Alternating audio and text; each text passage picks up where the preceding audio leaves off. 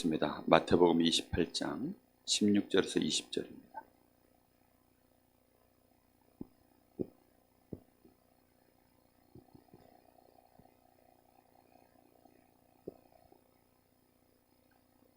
하나님 말씀 마태복음 28장 16절에서 20절 제가 봉독하겠습니다. 11 제자가 갈릴리에 가서 예수께서 지시하신 산에 이르러 예수를 배웁고 경배하나 아직도 의심하는 사람들이 있더라. 예수께서 나와 말씀하여 이르시되 하늘과 땅의 모든 권세를 내게 주셨으니 그러므로 너희는 가서 모든 민족을 제자로 삼아 아버지와 아들과 성령의 이름으로 세례를 베풀고 내가 너희에게 분부한 모든 것을 가르쳐 지키게 하라. 볼지어다 내가 세상 끝날까지 너희와 항상 함께 있으리라 하시니라. 아멘.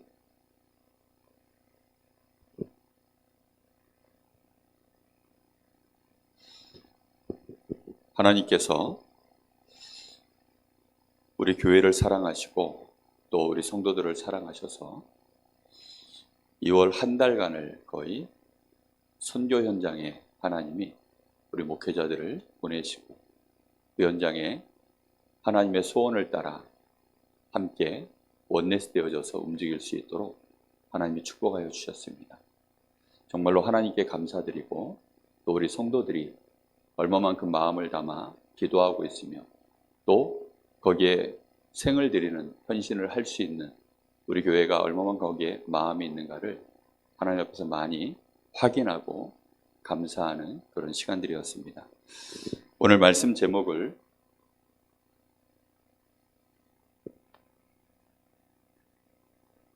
여기 본필 어디 갔나요?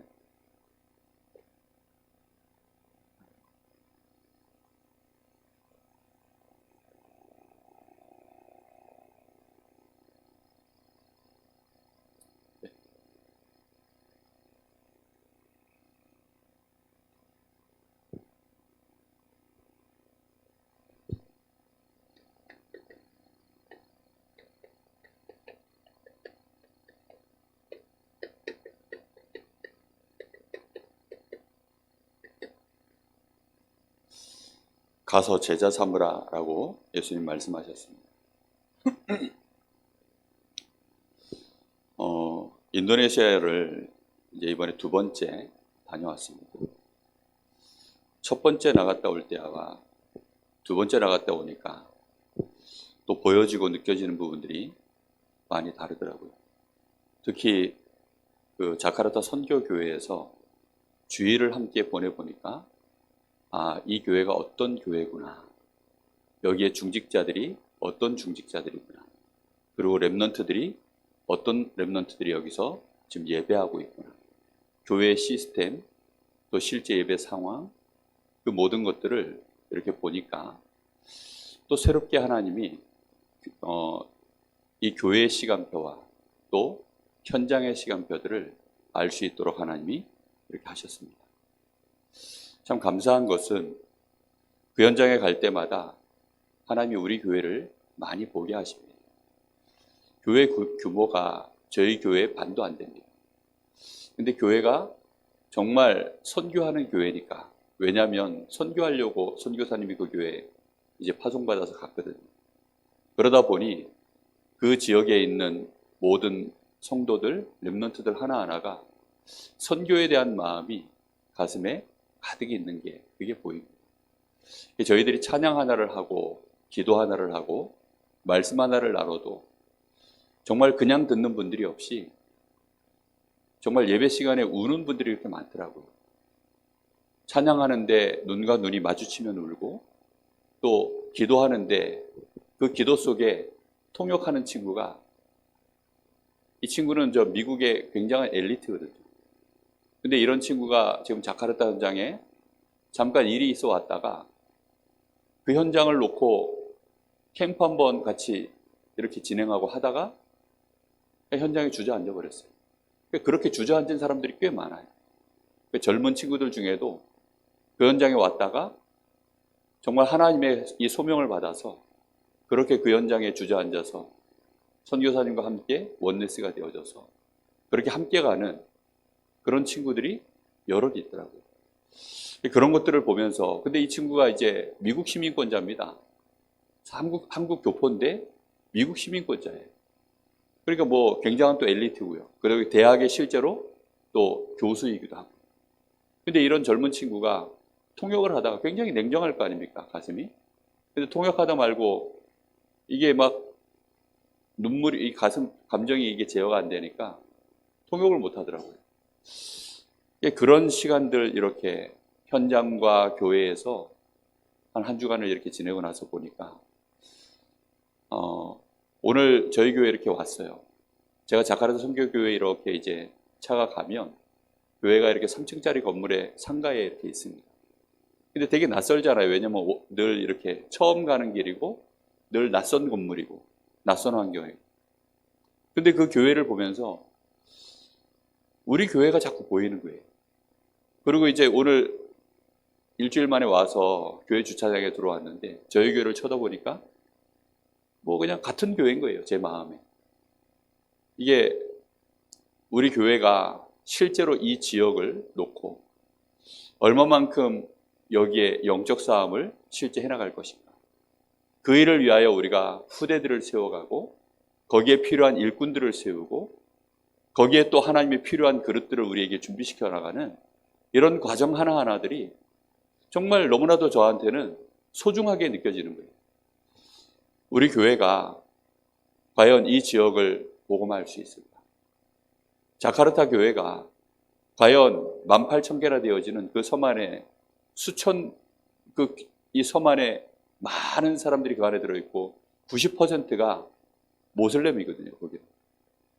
그리고 한 10% 정도가 이제 토속 종교를 믿고 또 뭐 불교, 유교, 뭐 여러 가지 기독교에서 이렇게 섞여 있습니다.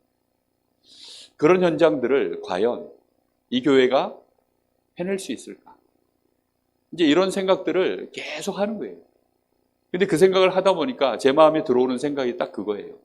우리 교회도 결국은 선교하는 마음으로 이 지역을 안 쳐다보면 제대로 못하겠구나. 왜냐하면 전도와 선교는 결국은 맥락이 같거든요. 정말 너무나 막연하잖아요. 이 지역을 우리가 22만 영혼을 향해서 그들에게 모든 사람이 다 복음을 듣게 만든다? 그거는 사실 우리가 볼 때는 쉽다면 쉬울 수도 있지만 정말 너무나 막연하고 이건 절대 불가능의 영역 아닙니까? 그러다 보니까 선교 현장에 나가서 그 교회 하나가 달랑 외로운 무슨 마치 망망대해에 떠 있는 돛담배 하나 같은 그런 느낌으로 보여지는 거예요. 저는 저희 교회를 쳐다보는데 저희 교회가 이 강릉이라고 하는 이 지역에 망망대해에 떠 있는 그 조그마한 돛담배 하나처럼 제 마음에는 그렇게 보여졌어요. 그래서 이 험한 싸움을 우리가 해나가려고 하면 정말 하나님 앞에 기도하고 우리가 주께서 우리에게 약속하신 언약들을 붙잡고 흔들리지 않아야 되겠다. 정말 하나님의 은혜 속에서 우리가 원내스되어지는 이 은혜를 항상 누려야 되겠다. 그리고 귀중한 일꾼들을 그리고 우리 귀중한 후대들을 계속 세워 올리는 이런 은혜를 누리지 않으면 안 되겠다. 이런 마음이 제 마음속에요. 이번에 굉장히 많이 들었어요. 저는 저희 교회를 이전까지 그렇게 쳐다본 적이 없거든요. 근데 정말 이 망망대해에 떠 있는 이 지역을 복음화하겠다고 정말 그런 마음이 들더라고요. 제가 오늘 오면서 잠깐 우리 단톡방에다 글을 올렸는데 정말 조선 땅에 처음 들어온 선교사들이 얼마나 막막했을까. 여기를 정말로 전도하려고 하니 이 땅을 정말로 선교하려고 하니 얼마나 막막했을까. 나오는 게 뭐밖에 없을까요? 두 가지밖에 없을 것 같아요. 하나는 한숨이요, 하나는 기도. 그 한숨과 기도만 계속 나올 것 같아요. 그 한숨이라는 것이 뭐 안 되겠어서 포기했어서 나오는 한숨이 아니라 가슴이 너무 답답해서 자기도 모르게 올라오는 숨이 이게 한숨 아닙니까? 그리고 그 속에서 묻어나오는 하나님을 향한 절실한 기도. 그 기도가 반드시 우리 가슴 속에서 회복되어지고 그래서 정말로 이 지역을 놓고 더 나아가 우리 주님이 명령하신 가서 제자 삼으라고 했는데 정말 너무나도 어려운 현장이거든요. 그런 현장을 우리가 어떻게 또 후원하고 그 현장에 선교사를 파송하고 우리 후대들을, 또 그 현장에 있는 후대들을 일으켜 세워서 실제적으로 그 현장을 복음화하는 일에 사역자들로 세울 수 있을까? 너무나 중요한 부분입니다. 선교사님이 열심히 언어 공부를 하는 것 같은데 언어가 안 늘어요. 보니까. 왜 안 느느냐? 나이를 잡숴가지고.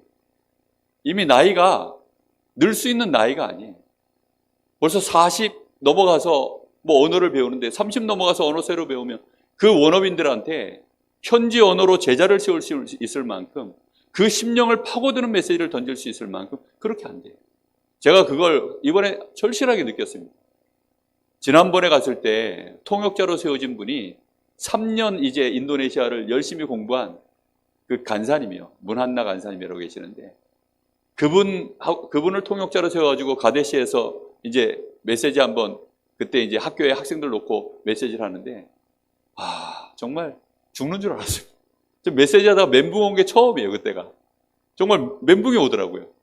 근데 이번에 정말 기도 많이 했거든요, 통역자 때문에. 근데 우리 그 류목사님 메시지를 인도네시아어로 통역을 해가지고 핵심 산업선교 이 메시지를 그걸 직접 올리는 자매가 하나 있어요. 그 자매가 이번에 같이 가게 된 겁니다. 그래서 가데시 신학교에서도 이 친구를 세워놓고 이제 메시지를 하는데요. 정말 살겠더라고요. 일단 제가 살겠고, 제가 사니까 메시지를 듣는 친구들도 같이 살더라고요. 우리가 현장에서 그 현지에 지금 1.5세, 2세들, TCK들, 이 랩런트들이 정말 현장에 그 원어민과 똑같은 정서를 가지고, 문화를 가지고 이 복음을 말할 수 있도록 세워 올리는 것. 그때까지 한 교회가 지탱이 지어져서 전도와 선교의 색깔을 잃지 않고, 원색 복음 그대로의 그 칼날을 잃지 않고, 그렇게 우리 후대들에게 이걸 전달해 주는 것은요, 얼마나 소중한 일인지 모릅니다. 정말 우리 교회가 이런 일에 눈뜨게 되기를 예수님의 이름으로 축복합니다. 자, 우리가 왜 전도와 선교해야 됩니까? 전도와 선교는 다 같은 얘기입니다. 왜 이걸 해야 되죠? 우리 마음속에요, 그 당연성이 항상 있어요. 우리가 전도와 선교하지 않으면 이 현장에는 지금 로마서 3장 23절 딱 이겁니다. 모든 사람이 죄 가운데 묶여 있어요. 우리의 눈에 이 당연성이 24가 아닌 25의 눈으로 보여져야 돼요. 개인의 문제와 상관없이, 나라의 문제와 상관없이, 개인의 수준, 노력, 이거와 상관없이 이미 24시와 상관없는 25시 속에 태어날 때부터 이미 죄인으로 그냥 묶여버린 겁니다. 태어날 때부터 누구 자녀입니까? 마귀 자녀로 그 인생이 시작돼 버렸어요. 어디에서부터 시작되어졌습니까? 하나님과 함께 되는 인생이 하나님을 떠나는 상태에서 그 인생이요 시작이 돼버린 거예요. 우리가 이런 25시의 눈으로 쳐다보지 못하면 전도와 선교할 이유가 사실은 안 나오죠. 우리의 24시의 조건에 따라서 우리가 조금 은혜 받고, 우리가 조금 생활에 여유가 있고, 우리가 좀 힘 좀 있으면 우리가 나가서 복음 전하고, 다른 사람에게 복음 전하고, 또 내가 좀 시험 들고 힘들고 힘 빠지면 복음 안 전하고, 아니죠. 여러분, 25시라는 건 뭐죠? 24와 상관없이 거기가 그렇게 운명 속에 좀 빠져 있는 것입니다. 그 저주재앙 가운데 묶여 있는 사람들, 안전하면 이 현장에는 필연적으로 뭐가 임합니까? 이 현장에는 필연적으로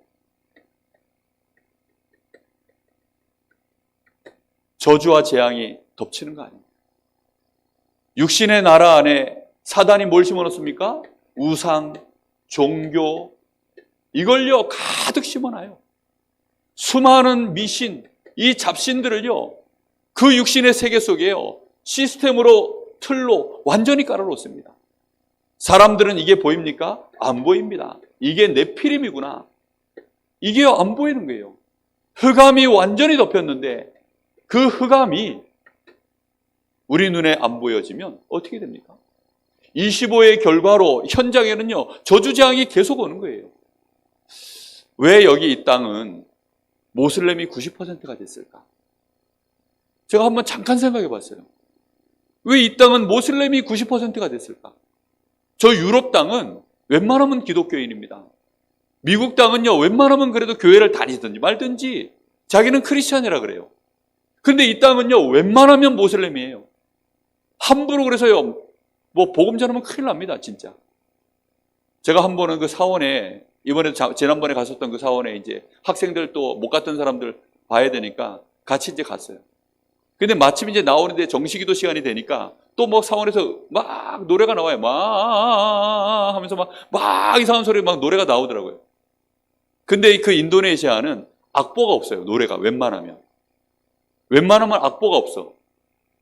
그래서 여기는 왜 악보가 없지? 그러다가 제가요, 그 음악 소리를 듣고 악보가 없을 수밖에 없겠다. 노래가 나오는 게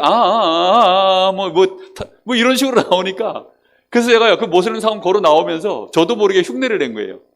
그 이 말 그대로 하면서, 이 동네가 악보를 없는 이유를 알겠네. 노래가 이 지경으로 나오. 그랬더니 막 주변에서 깜짝 놀라는 거예요, 다. 우리 같이 갔던 팀들이. 뭐 이런 거예요. 왜냐하면 그 사람들에게 경건한 그 노래를 제가 장난처럼 이러면 그 누가 보면 잡아간다는 거예요. 순간 저도요, 등골이 서늘하더라고요. 맞다. 여기가 모슬렘 땅이지. 여기가 지금 걔네들의 가장 한복판인 지금 그 모슬렘 최고의 큰 사원이지. 여기서 내가 저도 등골이 순간, 정말 그렇습니다. 근데 그게 사람들이 네피림인지 몰라요. 자랑스럽게 생각. 거기서야 RUTC를 해요. 그 사원에서. 우리는 여기다가 반드시 뭘 이루어야 되는 겁니까? 하나님의 나라. 이걸 이루지 않으면 이 땅은요, 희망이 없어요. 그래서 우리의 가슴 속에 하나를 반드시 담아야 됩니다. 이거는 절대다. 이거는 절대다, 절대. 이거는 해도 되고 안 해도 되는 일이 아니라 전도와 선교는 절대다. 이 일에 정말로 하나님이 나를 이 현장에 증인으로 서기를 원하시는구나. 증인으로 선다는 말은 뭐죠? 그 사람 자체가 이 현장에 빛인 거예요. 그 한 사람 한 사람이 그 현장에 교회인 것입니다. 그 한 사람이 빛이요, 그 한 사람이 교회입니다. 그 한 사람을 통해서 하나님이 그 현장을 살릴 시스템을 만들어 가시는 거예요. 저는 정말 한 사람, 그 한 사람이 얼마나 중요한지를 매번 느낍니다. 선교 현장에 나가서 지금 우리 박지호 선교사 아마 네팔 현장에서 어떻게 고군분투하고 있을까? 정말 마음에 기도가 절로 됩니다. 근데 그 현장에 나가서 제일 많이 일단은 수고해야 될 일이 뭐냐면 언어입니다. 저한테 목사님 나갈 때 저보고 얘기하더라고요. 기도 좀 해달라고. 3년 안에 네팔어를 끝낼 수 있도록. 3년 안에 끝내게 해달라고. 그래서 제가 생활 언어는 가능해도 저걸로 메시지는 불가능할 텐데, 근데 회개했어요. 내가 정말 기도해야 되겠다. 현지 언어로 그 사람들한테 복음 전해야 돼요. 현지 언어로 그 사람들한테 가슴을 정말로 이 복음으로 흑암을 꺾어내고 빛을 전해야 됩니다. 그러려고 하면요, 일단 언어가 맞아요. 그 인도네시아 현장에요, 그 자녀들이 꼭 보면 마귀가 하나를 건드려요. 그 자녀가 3남매입니다. 수지태라고, 수연이, 지연이, 태연이. 그게 수지태래요. 애들 이름이. 외우기 좋게. 근데 그 둘째를 이게 마귀가요, 잠깐 잡았어요. 그러니까 꼭 이제 그것 때문에 어려운 시간을 이렇게 겪더라고요. 그 어려운 시간을 겪는데 그게요, 하나님이 근데 그런 친구들을 오히려 더 이렇게 더 단단하게 세워가시는 것 같아요. 뭐 자세한 얘기는 어렵고요. 이번에 맥날치 목사가 주일 오전 예배를 또 이렇게 이제 강단에 섰습니다. 근데 그 집 딸이 셋이잖아요. 근데 이 세 딸 중에 또 한 딸을 마귀가 건드린 얘기를 처음으로 한다 그러면 저도 처음 들었어요. 그 얘기를 듣는데요. 그렇구나. 목회자 자녀, 선교사 자녀, 우리 중직자들 가정의 자녀들. 마귀가 절대 그냥 두지 않겠고. 정말 이런 얘기들을 듣는데요. 저희 집도 우리 자녀들 주일날 와서 보시면 정상으로 보이지만 굉장히 비정상이거든요. 정말 기도가 많이 필요합니다, 우리 아이들도. 그러다 보니까 여러 가지로 우리는 우리 후대들 반드시 25시 이 축복을 알도록 25시의 눈을 가지고 복음을 보고 전도를 보고 선교를 보고 후대를 보고 제자를 세우는 이런 축복된 우리가 영적 싸움 반드시 해나가야 됩니다. 여기 앉아있는 우리 귀한 렘넌트 정말 너무너무 소중합니다. 하나님이 우리에게 세계복음화하라고 우리 교회가 세계복음화할 교회가 맞기 때문에 언약 전달하라고 이렇게 귀하게 세운 줄 믿습니다. 자, 오늘 우리 마음속에요 이 단어를 기억하셔야 됩니다. 제자. 예수님께서 3년 동안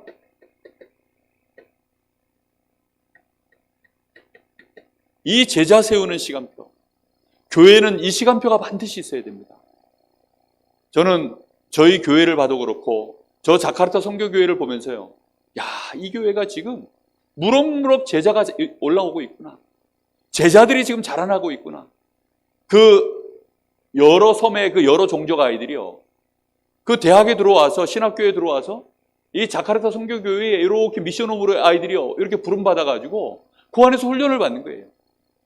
1강 딱 끝나고 나가지고 제가 포럼을 한두 명 시켜봤어요. 메시지를 어떻게 들었는지. 한두 명을 시켰더니 한 아이는 그 자카르타 선교교회의 그 미션홈의 그 시스템을 안 타는 그냥 신학생 하나를 시켰어요. 포럼이 뭐 산으로 가고 들로 가고 정신이 없어요. 그래서 일부러 산과 들로 갈까봐 시간을 10분 안에 반드시 끝내라. 이렇게 이제 하고서 했는데요. 정말 포럼이 말씀을 거의 못 붙잡아요. 근데 미션홈에 있는 아이들 그러면 좀 시켜보세요. 선교사님한테 부탁을 했더니 당장 나오니까요. 말씀을 정확하게 딱 붙잡아요. 말씀 포럼을 얼마나 시원하게 하는지. 저는요, 그게요, 그 아이들이 얼굴이요, 시커매요. 그 인도네시아 아이입니다. 근데 우리 렘넌트와 똑같이 그렇게 말씀을 포럼하는 대학생들 보니까 얼마나 제 마음속에 이 귀한 후대들, 교회가 마음을 모아가지고 이 후대들이 자라올라서 정말로 자기의 현장에 자기의 섬에 돌아갔을 때 자기 종족들에게 또 이 아이들이 나중에 성공을 해서 중직자로 나중에 목회자로 섰을 때 정말로 희망이 있게 그 열매를 따는 데는요 10년 20년 세월을 기다려줘야 돼요. 그러려고 하니까 교회라고 하는 배경이요 얼마나 중요한지 몰라요. 그렇지 않습니까? 교회라고 하는 배경이요 너무 중요합니다. 지금 교회가 제자를 세워야 되는 거예요. 예수님께서 그 일을 3년을 하신 거예요. 그 일을 3년 공생의 모든 포커스가 거기에 맞춰져 있었습니다.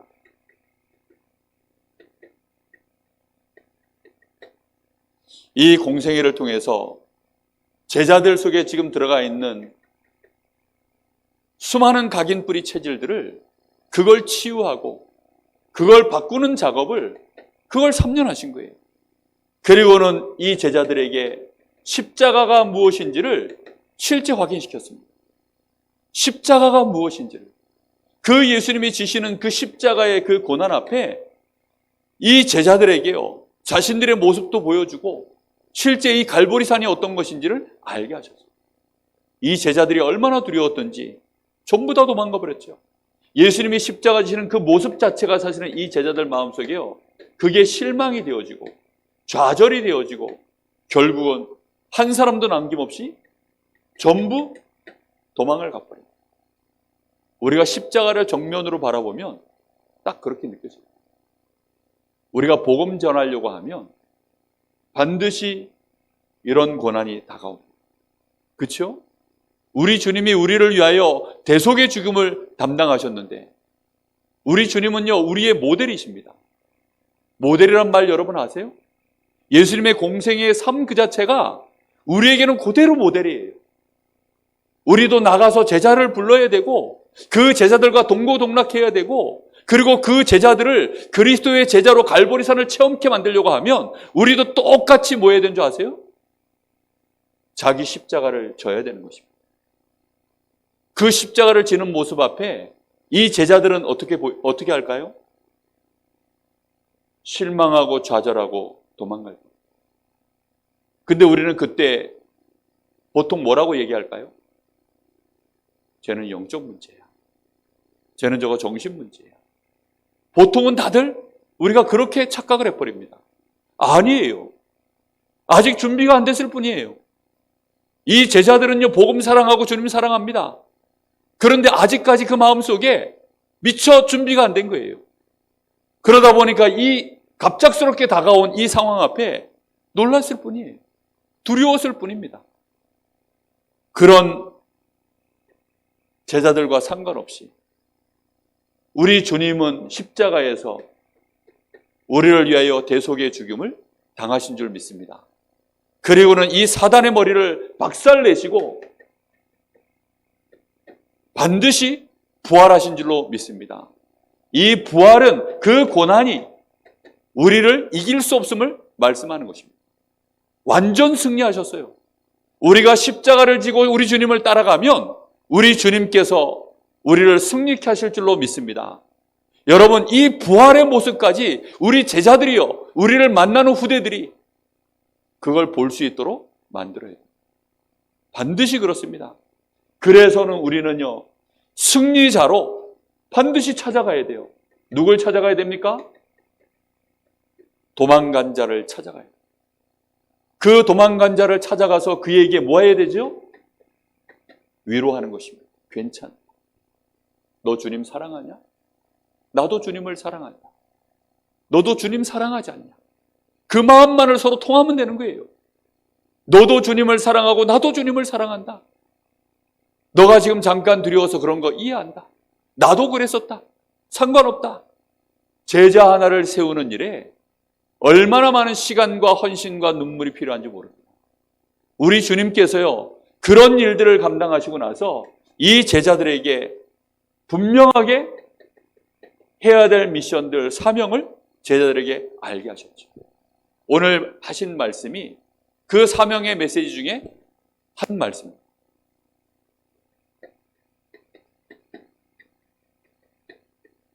제자들을 모으셨습니다.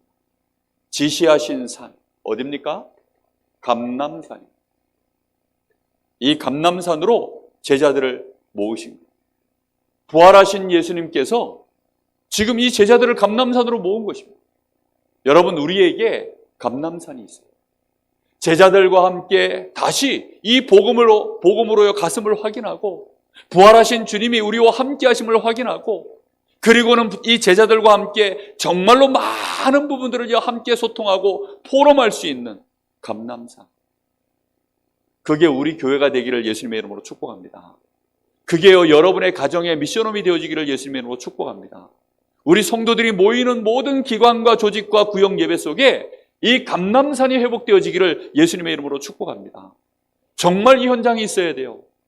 이 감람산에서요, 여기에서 부활의 주님을 만나는 거예요. 여기에서 부활의 주님을 배우는 것입니다. 그리고 이곳에서 뭐 하는 거죠? 여기에서 우리가요, 주님을 경배하는 것입니다. 오늘 제자들이 부활하신 주님을 만나서는요, 경배하는 제자들이 나오고 있어요. 왜 경배합니까? 경배의 이유가 있죠. 왜 경배하죠? 예수가, 그리스도가 맞구나. 예수님이 정말로 그리스도구나. 여러분, 그리스도라는 말이 뭡니까? 어제죠, 바로. 정말 21세기 너무 사랑합니다.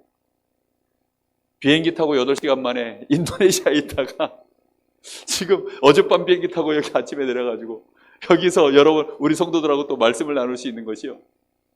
이게 정말 마술 같아요. 21세기 대한민국 사랑합니다, 진짜.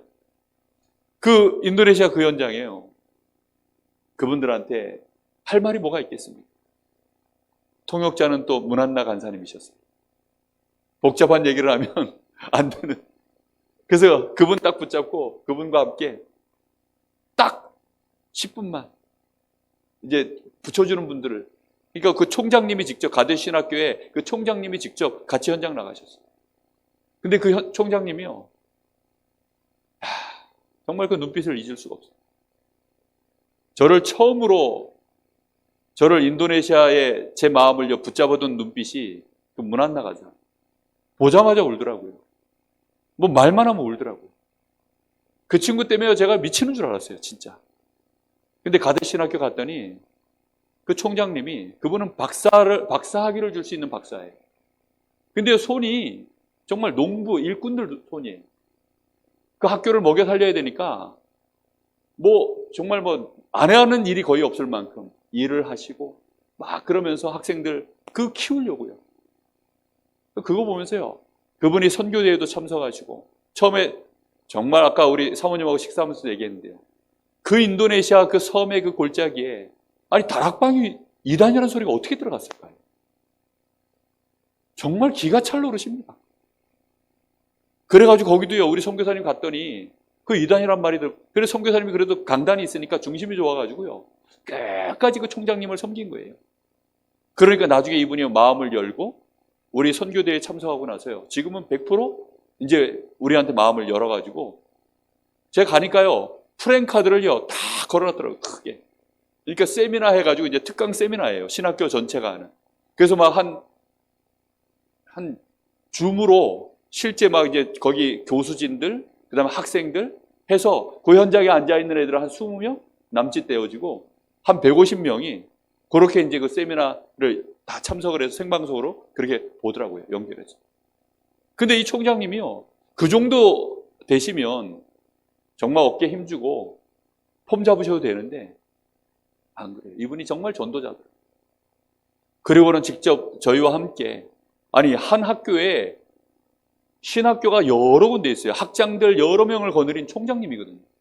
근데 그분이요, 직접 자기 차 태워가지고 운전해가지고 그렇게 현장으로 우리를 데리고 다니면서 붙여주는 거예요.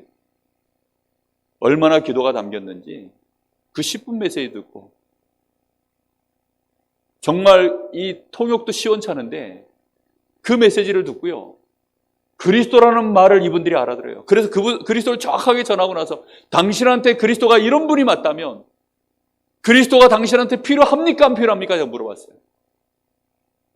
자기는 종교가 카톨릭이에요. 자기는 종교가 불교인데요. 자기 집안에는 지금 뭘 섬기는데요. 이런 얘기들을 해요. 그러거나 말거나 다시 얘기했어요. 다시 설명하고, 그리스도가 이런 분이 맞으면 당신에게 지금 필요하냐고요, 안 필요하냐고요? 필요합니다. 필요합니다. 흑암이 꺾이는 시간. 그 한 영혼이 돌아오는데요, 이 총장님이 그분들 끌어안고요, 눈물을 훔치시더라고요. 우셔요. 야, 그거 보는데 제가 마음에 회개했어요. 한국 가서 잘해야지. 정말 한국 가서 잘해야지. 정말 여러분, 이 그리스도, 그 예수가 그리스도라는 사실 앞에요, 이 제자들이 경배한 것입니다. 그리고는 이 그리스도가, 이 예수님이 누구십니까? 하나님이시기 때문에 그 예수님 앞에 경배한 것입니다. 그런데 이들 중에는 여전히 어떤 사람도 있어요? 의심하는 사람들도 있더라. 이 사람들은 더 기다려줘야 되죠. 의심하는 사람들은 그들의 영적 상태가 아직까지도 더 기다려줘야 되는 사람들도 있어요. 그러니 기다려줘야지 어떻게 하겠습니까? 마가의 다락방에는 120명이 모였어요. 그런데 바울 사도의 고백 속에 보면 500여 명에게 일시에 부활하신 주님이 나타나셨다라고 하는 거 들어보면 아마 수천 명이 부활하신 주님을 만났을 것입니다. 그렇죠? 그 수천 명들이 이 제자들을 통해서 돌아오는 시간표가 또 있겠죠. 중요한 건 뭡니까? 이 사람들. 이 사람들에게 우리 주님이 아주 집중적으로 말씀하셨어요. 여기에서 우리 주님이, 이거는 부탁이 아닙니다. 정말 명령입니다. 이걸 며칠을 얘기했냐? 40일을요. 사도행전 1장 3절 40일 동안 하나님 나라에 대하여 집중적으로 말씀하셨어요. 너희는 가서 정말 내가 제자다, 내 마음에 내가 정말로 그리스도의 제자가 맞습니까? 그렇다면, 내가 제자가 맞다면 우리는 뭐 해야 되느냐? 가야 됩니다. 뭐 하기 위해서 가야 되죠? 복음 전하는 거죠. 정말 그 현장에 우리 주님이 예배해 놓으신 제자 찾기 위해서 생명운동도 하지만 그 현장에 우리 주님이 예비해 놓으신 제자가 있어요. 우리와 똑같이 예비해 놓으신 제자가 있습니다. 그 제자를 찾으러 가는 것입니다. 우리는 현장으로 가야 돼요. 얼마만큼 가야 됩니까? 모든 족속에게. 어떤 분이 그런 얘기를 합니다. 우리 지역도 보고만 못하는데 그 멀리까지 가야 됩니까? 가서 보고 오시면 그런 얘기가 안 나옵니다.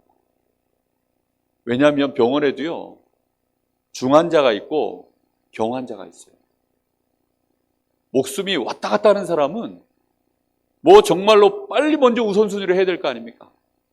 선교 현장은 그런 곳들이 있어요. 제가 홍콩도 가보고 일본 가보고 미국 가보고 그리고 호주 가보고 중국 가봤어요. 근데 중국도 사실 그렇게까지 심각하게 제 마음속에 느껴지진 않았습니다. 근데 그 인도네시아 모슬렘 나라에 정말 가보니까 여기는 심폐소생술이 필요한 나라구나. 이거는 숨이 넘어갔어요. 그냥 심장박동이 멎었어요. 여기는 아예 심폐소생술이 필요한 곳이구나. 제가요, 제 마음에 그게 느껴지는 거예요. 저는 저희 목사님이 강단에서 오시는 거 처음 봤거든요. 인도네시아 현장을 보고 오시니까 강단에 서셔가지고 저희 목사님 우시는 거 저 처음 봤어요. 정말. 제가 금요 메시지 듣다가 깜짝 놀랐다니까요. 여러분 선교 현장 갔다 오시면 내 눈앞에서 죽어가는 사람들이 보여지면 여러분 그것 때문에 트라우마 생기는 사람들이 얼마나 많은데요. 여러분 내 형제가 죽고 막 옆에서 막 전쟁으로 막 그 포탄 앞에 전쟁으로 참혹하게 막 병으로 질병으로 막 전염병으로 굶어서 막 죽어나가는 사람들 보세요. 어떨 것 같습니다. 정말로 이 복음이 전혀 안 들어가서 유럽권은 그래도 좀 나아요 보니까. 근데요 저 동남아 현장은 정말 복음이 너무 안 들어갔어요. 캄캄합니다. 그 현장을 왜 하나님이 인도네시아 현장을 저한테 보이셨나? 저는 그 생각을 했습니다. 굳이 이 현장을 대학 선교팀으로 제가 그 목회자로 팀 구성되어져서 왜 하나님이 나를 들어가게 하셨나? 그 나라가 전 세계 모슬렘이 가장 많은 나라예요. 중동보다 더 많은 나라예요. 그런데 아직까지는 모슬렘이 국교화되어 있지 않은 나라예요.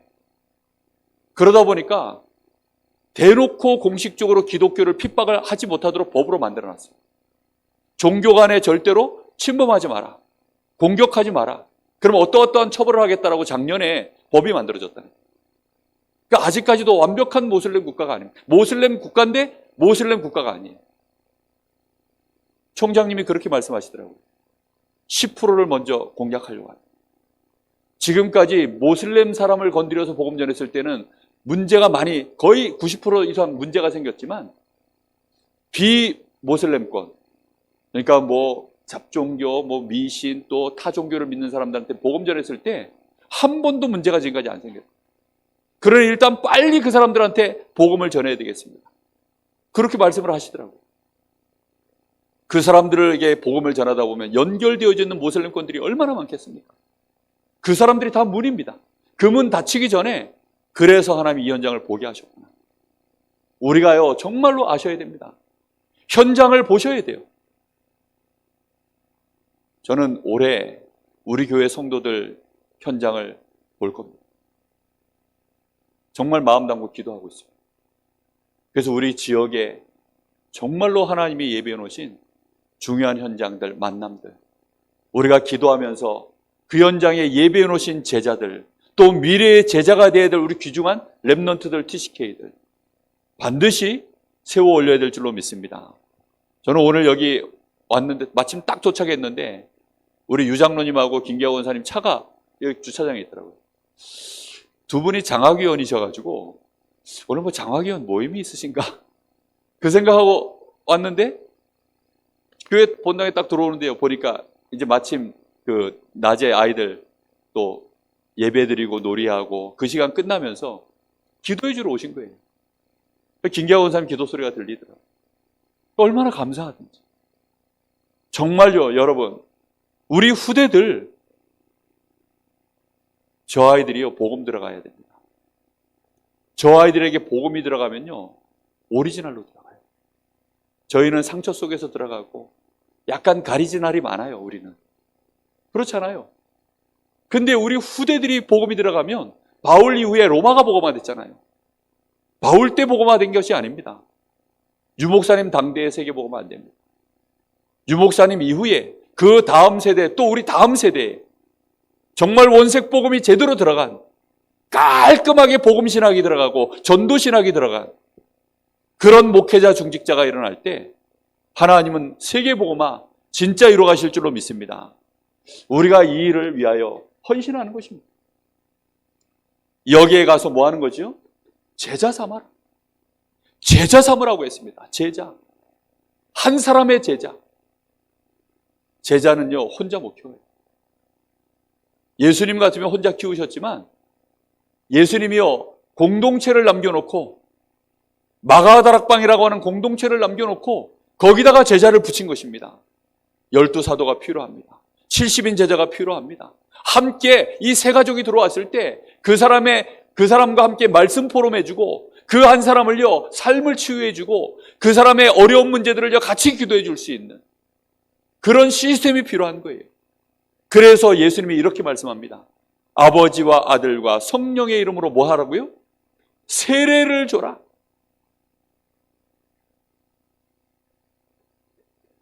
세례를 주라. 이렇게 말씀하십니다. 세례를 주라는 말이 뭐죠? 교회와 함께. 정말로 한 사람의 제자를 세우는 데 있어서 얼마나 교회가 중요한지 몰라요. 누구의 이름으로 하라고요? 성삼위 하나님의 이름으로 가서 세례를 주라는 것입니다. 그리고는 이 사람으로 하여금 내가 너희에게 분부한 모든 것들을 가르쳐 지키게. 우리 거 가르치는 거 아닙니다. 정말로 우리 주님께서 우리에게 보여주셨던 공생애의 메시지, 우리 주님이 함께 하셨던 그 비밀들을요, 그대로 가지고 재생산시키는데 어떻게 하는 거죠? 그대로 지키도록 도와주는 것입니다. 지키도록. 내가 알고 있어야 지키도록 돕죠. 그렇게 해서 재생산하는 거죠. 교회는 제자 세우는 시간표가 있어요. 교회가 제자가 든든히 세워져야 거기에 하나님이 사람을 붙여요. 마가의 다락방에 120명이 딱 시스템 준비되어지니까 하나님은 거기에 3,000 제자를 붙이시는 것입니다. 하나님이 그렇게 또 세워지니까 5,000 제자를 또 붙이시는 것입니다. 하나님이 우리 교회가 정말로 이런 중요한 일꾼에 대한 시간표 마음에 꼭 담게 되기를 예수님의 이름으로 축복합니다. 오늘 우리 김유신 전사가 졸업을 했어요. 제 마음에요, 너무 감사합니다. 우리 교회에 목회자가 한 명 일어났구나. 이제 좀 있으면 이제 준목시험도 봅니다. 그 준목시험 보고 나면 1년 있다가 이제 목사 안수를 받을 수 있어요. 내년 아마 가을로에쯤에 그때 목사 안수를 받겠죠. 뭐 특별한 일이 없습니다. 저는 제 마음에요, 기도하고 있습니다. 그날을 놓고 기도하는데 뭘 기도하느냐? 우리 강원노회에 보여주고 싶어요. 목사 세우는 것이 이런 것입니다라는 거. 한 사람이 목사 안수 받는 것이 이런 겁니다라는 것을 보여주고 싶어요. 우리 교회에 어느 날 장로 세우고 안수집사 세우고 권사 세우는 또 중직자 세우는 임직식이 있겠죠. 저는 그때요, 제 마음에 보여주고 싶어요. 교회에 70인 세자를 세운다는 의미가 이런 겁니다. 저는 온 우리 노예 앞에, 우리 성도들 앞에, 렘넌트들 앞에 그 자리에 많은 사람들이 꼭 오도록 만들어서요, 보여주고 싶습니다. 이게 중직자입니다. 이게 목사입니다. 보여주고 싶어요. 얼마나 그 시간이요, 중요한 세레머니인지. 왜요? 한 시대를 살릴 수 있는 우리 주님이 세웠던 사도와 70인을 세우는 시간입니다. 우리 주님이요, 전 세계의 모든 족속을 맡긴 그런 중요한 제자들입니다. 얼마나 중요합니까? 저는요, 마음 담고 있어요.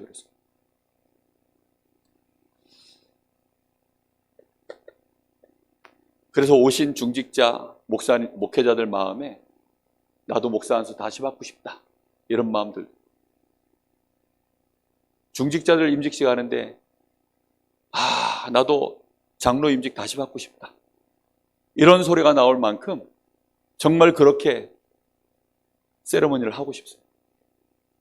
평생에 하나님 앞에 기름 부음 받는 시간 아닙니까?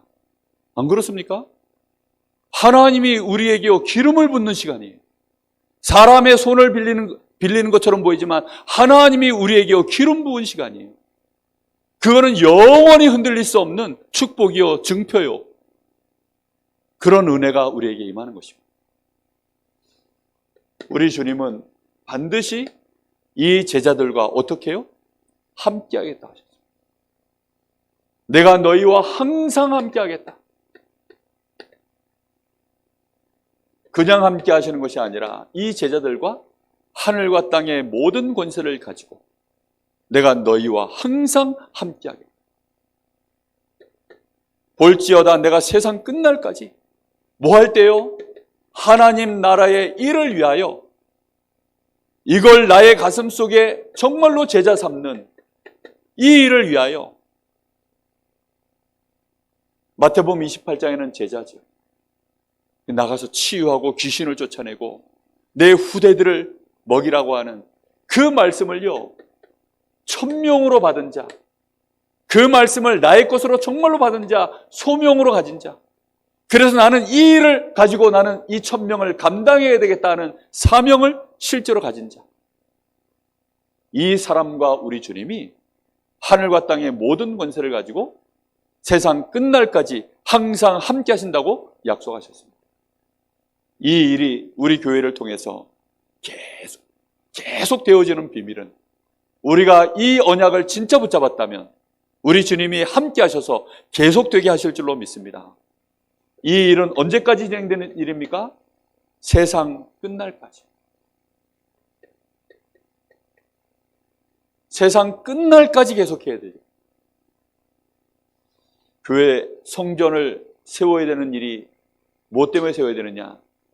제자 세우는 일에 필요하다면 성전을 세우는 거예요. 제자 세우는 일에 방해가 된다면 성전을 허무는 것입니다. 예수님이 성전을 허물었어요. 하나님이 성전을 3번이나 허무셨어요. 1성전, 2성전, 3성전을요 다 허무셨어요. 왜입니까? 전도와 선교에 방해되면 허물어 버리죠. 또 필요하면 세우시는 것입니다. 우리가 정말 이것을 우리의 가슴 속에 언약으로 제대로 붙잡는다면 하나님은 우리 교회에 성전을 허락하실 줄 믿습니다. 시스템이 필요하니까요. 이 일에 방해된다면 하나님은 우리에게요 성전을 오히려 허무실 것입니다. 하나님의 진짜 역사가 우리를 통하여서 계속되어질 줄로 확신합니다. 오늘 밤에 언약의 밤이 되기를 바랍니다.